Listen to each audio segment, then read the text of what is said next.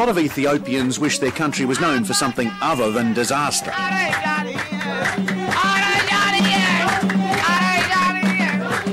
በዓለም ላይ ሰርቼ አገሬን ማስተዋወቅ ተለ አገሬን በጣም ወዳለሁ ከመጠን በላይ አገሬን ወዳለሁ ኢትዮጵያ እኔ ካሴት ብዙ ካሴት አለ እያንዳንዱ ካሴቴ ኢትዮጵያ የሌለችበት ዘፈን የለም ከናቴም ከአባቴም በላይ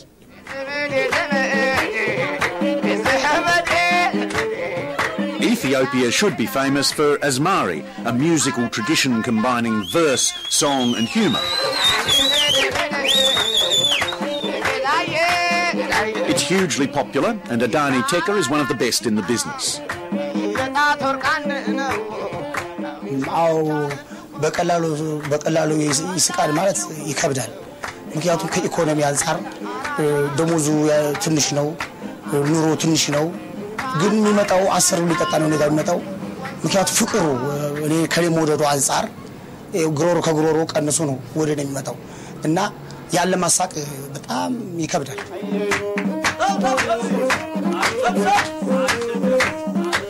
The problem is that many Ethiopians simply can't manage. Without regular foreign aid, millions would starve.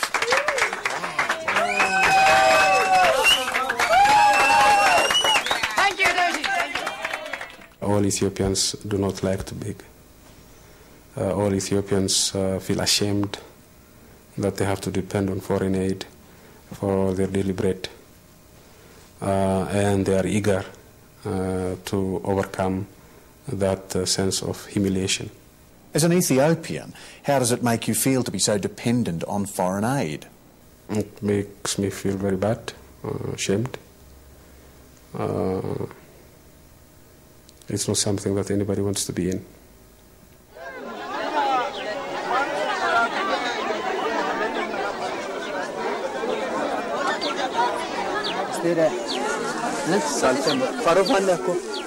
Yet that's precisely the position Ethiopians found themselves in again this year.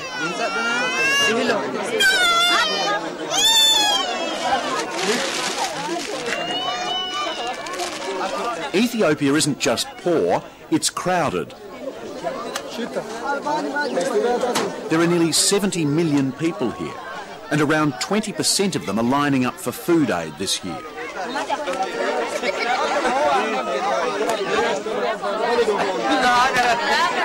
This has been the biggest crisis since the famine of 84-85. And the difference is that the resources came through early enough and in sufficient quantity so that we didn't have mass starvation like you had in 84-85. But for how much longer will the world be willing to feed Ethiopia? This year we have this drought, you have 14 million people affected. I mean, if you take this trend, by 2025, by 2028, you would have roughly about 50 million people starved. And I don't think there is going to be any foreign aid that would help these people at that time.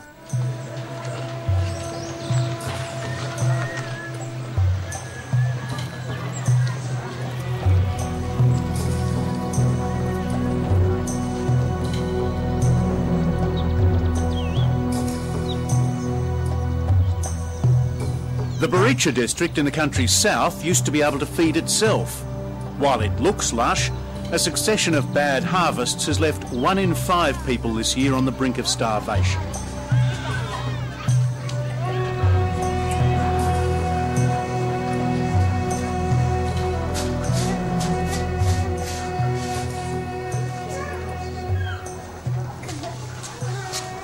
You can see that he is wasted.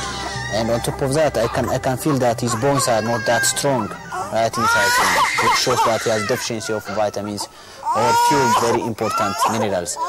This year, deaths from malnutrition will probably number in the tens of thousands. A shocking figure by any standard, but in Ethiopia this counts as disaster avoided. Millions will go hungry, but most will live. Is there a chance that this child will recover? Yes, most do.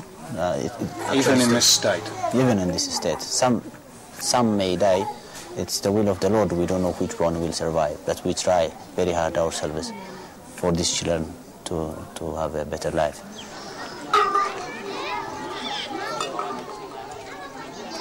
Foreign aid agencies come in with their emergency feeding centres, their food supplies, all of it vital and important, but increasingly Ethiopians are asking why they can't break this cycle. We have lived with drought for centuries. It's not a new experience to Ethiopians. But it's looked that we Ethiopians have never really learned from our past drought, from our past crisis. Even if we did learn, we are not in a position to prevent the next one.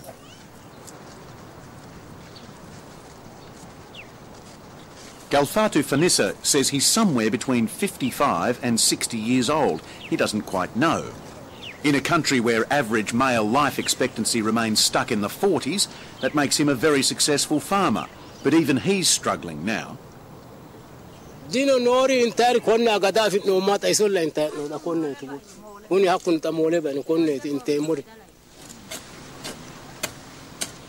This is tobacco, given to him for free by the government. Perhaps it'll bring in a little cash. He's had to sell all but one of his cows.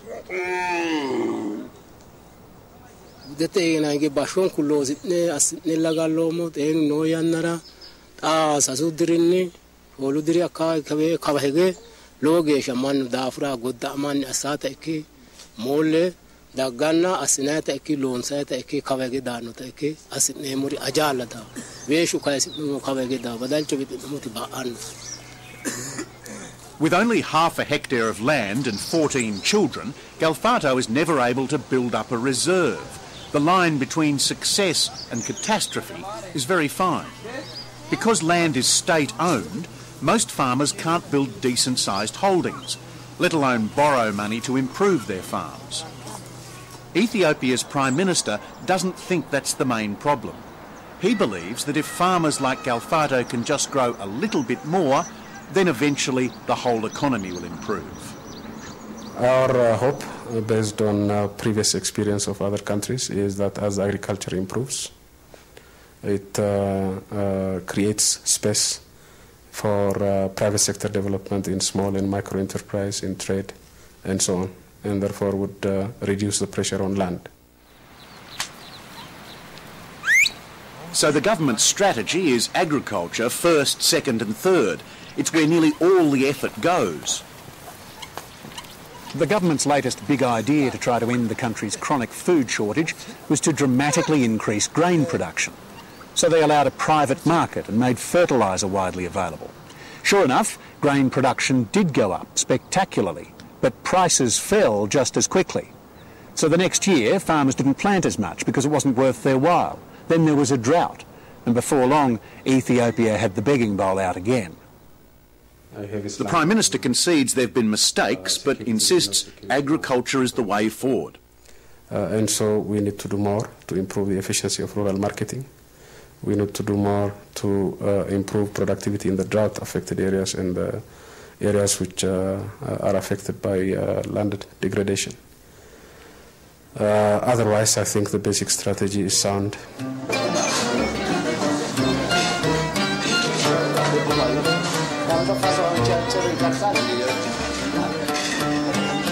Others argue that relying on agriculture is part of the problem, not the solution.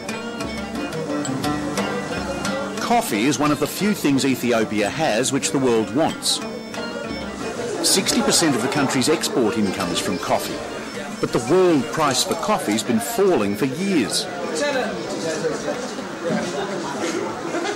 The lesson for countries such as Ethiopia is that you cannot continue to depend on one commodity for your export and hope to develop your economy.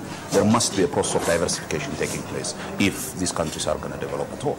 Date is one aspect. Berahanu Nega is an economist, and he thinks the government is wrong to rely on agriculture as the way of pulling Ethiopia out of poverty.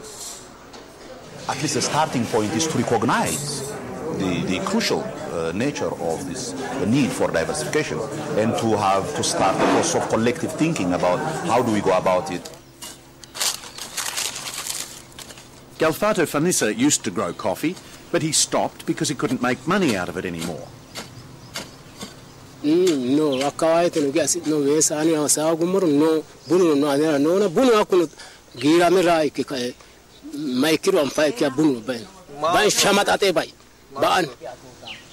Through no fault of his own, Galfato is going backwards. Manu ledoge maganu manna wigishi ilamme ille nomo kai ozitto tamarsinsa mito asinemo bashu asina kai mitu lamu nomo annatina hakkana kai ozitti ilamme otino gadadamma asinu mori kaba gedaina gotarcho borre morno te anna. People have become more destitute over the last 10 years rather than less. And I think that went against what has been said by the World Bank and other institutions who are saying, oh, everything's getting better in Ethiopia, we don't have to worry so much. We said that's not our on-the-ground experience. John Graham heads up Save the Children UK in Ethiopia. But the reality is that subsistence agriculture by itself is not going to raise Ethiopia out of the recurring problems that it has. But we have to have a development strategy that's forward-looking. It should not be based on what we have now. Just because the majority of the population is in agriculture, it doesn't mean that the majority of the population has to continue to be in agriculture. When ethnic parties were not organized... Berhanu Nega is an academic economist, but he's also an entrepreneur. So when he came back home from the United States, he started up a fertilizer factory, since no one else was using the bones from the local abattoir. What can be done with this, and I discovered that you can actually do a very, very good organic fertilizer, which, considering that it's a predominantly agricultural society that imports quite a lot of fertilizers from abroad, thought to be a very good import substitution, but also that it would add organic matter to the soil, which has been quite eroded through time. The latest family business is a pharmaceutical factory. This is an anti-malarial drug. We produce it at about 1/3 the cost of imports, and we create jobs while we're doing that. So Berhanu Nega left Ethiopia as a teenager 25 years ago, during one of the most repressive periods in his country's history. Since he returned in the mid-90s, he's become convinced of two things: that the economy must stop relying on agriculture, and that Ethiopians must stop relying on aid. There are some parts of Ethiopian peasant communities that have been getting aid for the last 15-20 years. I mean, the only way to survive they know now is food aid dependence.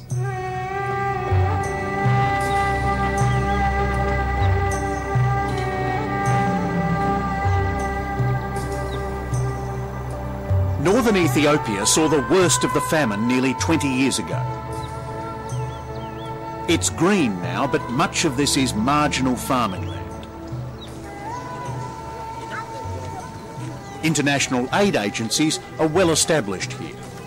Save the Children UK is running a pilot project to help farmers near Sokoto set up a grain bank.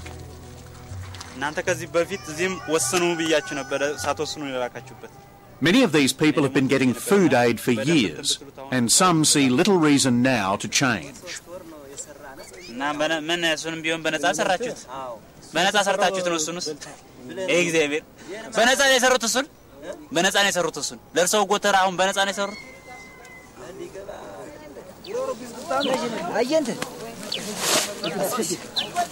Each member of the cooperative gets a monthly ration. But they're agreed that borrowers will be charged interest to make the grain bank sustainable. Tareki Asefa knows tough times. He survived the 80s famine by walking out of it, as they did regularly when the rains failed.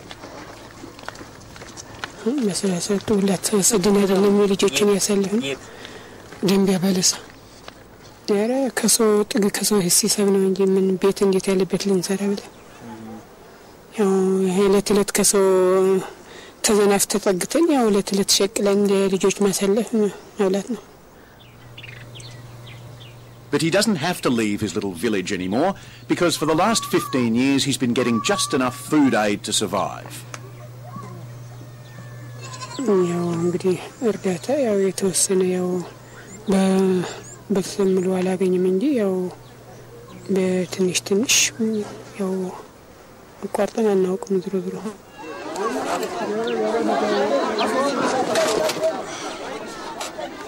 Even in a good season, 4 million Ethiopians rely on food aid.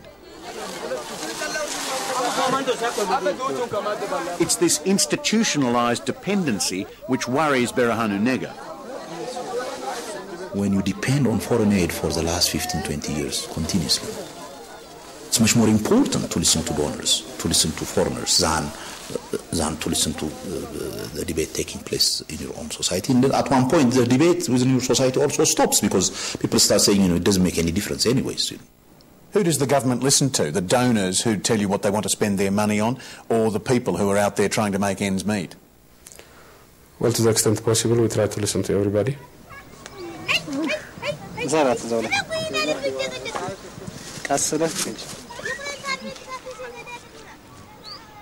Tareki Asefa has a new beehive, courtesy of the aid agency. That should mean a little more honey and a little more cash. The government would like to move him off his land to somewhere more fertile, but he doesn't want to go, and the government's not about to force him.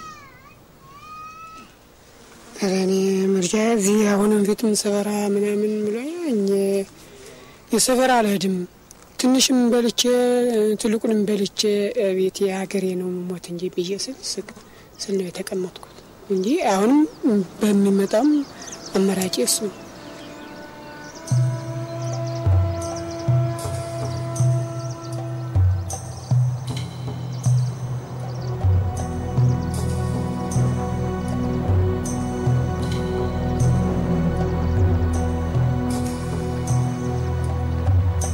But even if people want to move, they often won't because they're afraid they'll be left destitute.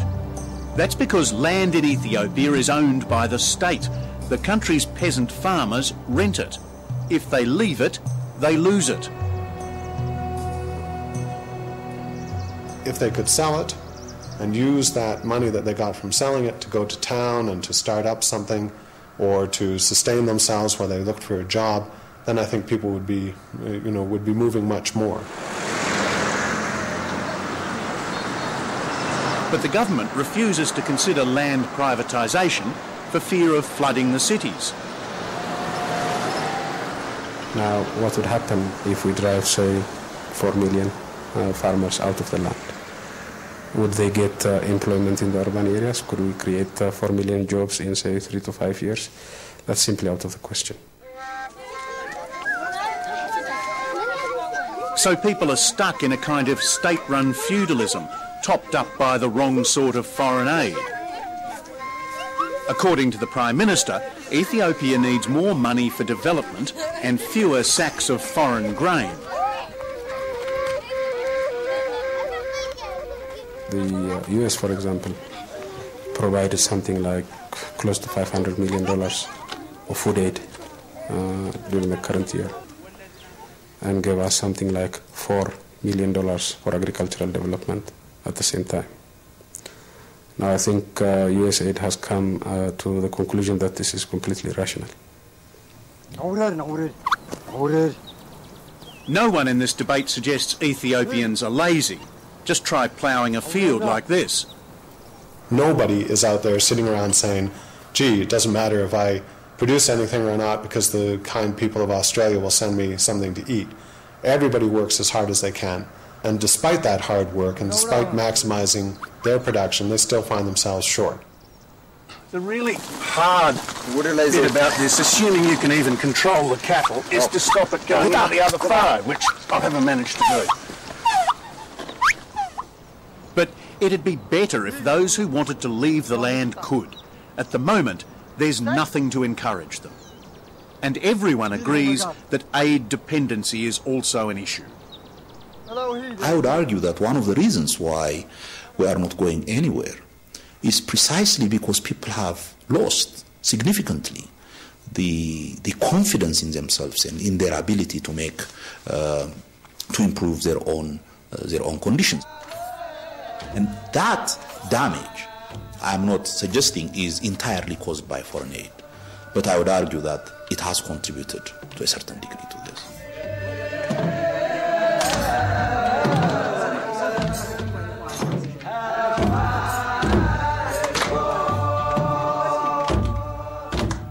The extraordinary stone churches of Lalibela, carved from the solid rock, reflect an earlier age of high achievement in Ethiopia. For centuries, people here have endured drought and famine with little more than faith and stoicism.